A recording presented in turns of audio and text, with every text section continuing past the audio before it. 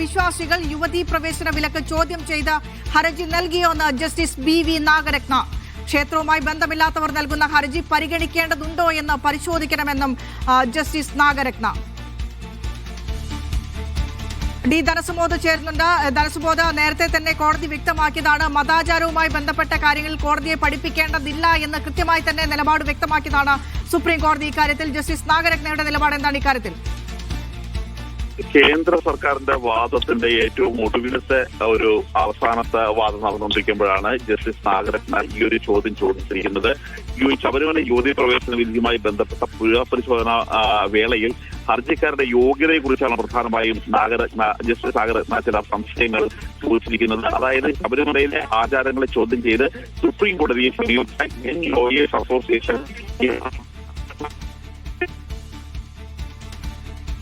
ശബരിമലയിലെ വിശ്വാസികൾ യുവതീ പ്രവേശന വിലക്ക് ചോദ്യം ചെയ്ത് ഹർജി നൽകിയോ എന്ന് ജസ്റ്റിസ് ബി.വി. നാഗരത്ന ചോദിച്ചു. ക്ഷേത്രവുമായി ബന്ധമില്ലാത്തവർ നൽകുന്ന ഹർജി പരിഗണിക്കേണ്ടതുണ്ടോ എന്നും ജസ്റ്റിസ് നാഗരത്ന. യുവതീ പ്രവേശനവുമായി ബന്ധപ്പെട്ട വാദം കേൾക്കുന്നതിനിടയിലാണ് സുപ്രധാനമായ ഒരു നിരീക്ഷണം ജസ്റ്റിസ് നാഗരത്നയുടെ ബി.വി. നാഗരത്നയുടെ ഭാഗത്തുനിന്നുണ്ടാകുന്നത്.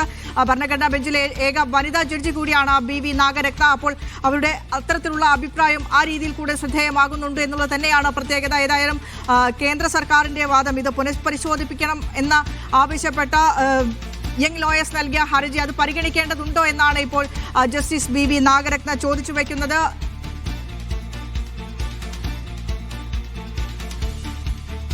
ഏറ്റവും സുപ്രധാന നിരീക്ഷണം കൂടെ കോടതിയുടെ ഭാഗത്തുനിന്ന് വരികയാണ്. ഈ ഘട്ടത്തിൽ ശബരിമലയിലെ യുവതീ പ്രവേശനവുമായി ബന്ധപ്പെട്ട് ക്ഷേത്രവുമായി യാതൊരുവിധ ബന്ധവുമില്ലാത്തവർ നൽകുന്ന ഹർജി പരിശോധിക്കേണ്ടതുണ്ടോ എന്നാണ് ഭരണഘടനാ ബെഞ്ച് അംഗം ചോദിച്ചിരിക്കുന്നത്. ജസ്റ്റിസ് ബി.വി. നാഗരത്നയുടെ ഭാഗത്തുനിന്നാണ് ഇത്തരത്തിലൊരു അവരുടെ നിലപാടായി പുറത്തേക്ക് വരുന്നത്, അവരുടെ ചോദ്യമായി പുറത്തേക്ക് വരുന്നത്. ഏതായാലും കോടതിയുടെ ഒരു നിരീക്ഷണം എന്ന് പറയുന്നത് ഏറ്റവും സുപ്രധാനമായ കാര്യം തന്നെയാണ്. പ്രത്യേകിച്ച് കേരളത്തിലടക്കം ഈ വിഷയം ചർച്ച ചെയ്യുന്നത് നിയമസഭാ തെരഞ്ഞെടുപ്പ് കണക്കിലെടുത്തുകൂടിയാണ്. ആ ഘട്ടത്തിലാണ് ഇത്തരത്തിലൊരു ചോദ്യം കോടതിയുടെ ഭാഗത്തു നിന്ന് ഉയരുന്നത് എന്നുള്ളതാണ് ശ്രദ്ധേയം.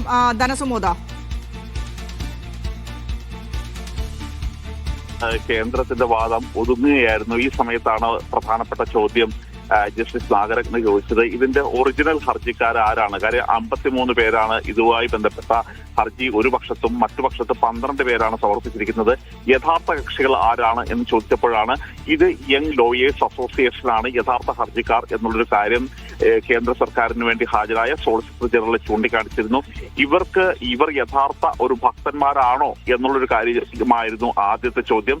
ഇതിൽ അല്ല എന്നൊരു ഉത്തരമാണ് കേന്ദ്ര സർക്കാർ നൽകിയിരിക്കുന്നത്. അതായത് ഒരു പഞ്ചാബിലെ ഒരു സംഘടനയാണ് ഇവർ അയ്യപ്പ വിശ്വാസികളല്ല, ശബരിമലയുമായി ഒരു ബന്ധവുമില്ലാത്ത ആളുകളാണ് എന്നുള്ളൊരു കാര്യമാണ് പ്രധാനമായും കേന്ദ്രം മറുപടി പറഞ്ഞത്. ക്ഷേത്രവുമായി ബന്ധമില്ലാത്തവർക്കോ ഭക്തരല്ലാത്തവർക്കോ ഈ ക്ഷേത്രത്തിലെ ആചാരങ്ങളെ ചോദ്യം ചെയ്യാൻ അവകാശമുണ്ടോ എന്ന ഒരു ഗൗരവമായ ചോദ്യമാണ് ഇപ്പോൾ ജസ്റ്റിസ് നാഗരത്ന ഉന്നയിച്ചിരിക്കുന്നത്.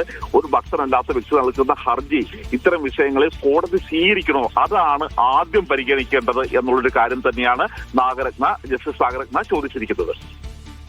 ഇതിന്റെ അടിസ്ഥാനത്തിൽ പുനഃപരിശോധന ഹർജി തള്ളിപ്പോവാനുള്ള ഒരു സാധ്യത അതെന്തായാലും ഇല്ലല്ലോ സുമോദ? എന്നുള്ളൊരു കാര്യമല്ല പ്രധാനമായും ചോദിക്കുന്നത്. നേരത്തെ 5 അംഗ ബെഞ്ചിന്റെ ഒരു കോടതി പരിഗണിച്ചിരുന്നപ്പോൾ അതിൽ ചില 7 ചോദ്യങ്ങൾ പ്രധാനമായും അക്കാര്യങ്ങൾ ഉത്തരം പറയേണ്ടത് 9 അംഗ ബെഞ്ചാണ് എന്നുള്ളത് കൊണ്ടാണ് ഒരു ഭരണഘടനാ ബെഞ്ചിന് രൂപീകരിച്ച് ഭരണഘടനാ ബെഞ്ചിലേക്ക് ഈ ചോദ്യങ്ങൾ വിട്ടത്. മാത്രമല്ല അന്ന് ഭരണഘടനാ ബെഞ്ച് രൂപീകരിച്ചപ്പോൾ 2019 രൂപീകരിച്ചു കഴിഞ്ഞപ്പോൾ അന്ന് ഏറ്റവും ജൂനിയർ ആയിട്ടുള്ള ജഡ്ജിയായിരുന്നു ജസ്റ്റിസ് സൂര്യകാന്ത്. ഇന്ന് അദ്ദേഹം ഏറ്റവും സീനിയർ ആയിട്ടുള്ള ചീഫ് ജസ്റ്റിസ് ആണ്. അദ്ദേഹം മാത്രമായിരുന്നു ആ ബെഞ്ചിലുണ്ടായിരുന്നത്. അതുകൊണ്ടാണ് ഒരു പുതിയ ബെഞ്ച് രൂപീകരിക്കുകയും അദ്ദേഹം ഒഴികെ ബാക്കി 8 പേരും പുതിയ ആളുകൾ തന്നെയാണ്, പുതിയ ജഡ്ജിമാർ തന്നെയാണ് ഈ ബെഞ്ചിലുള്ളത്.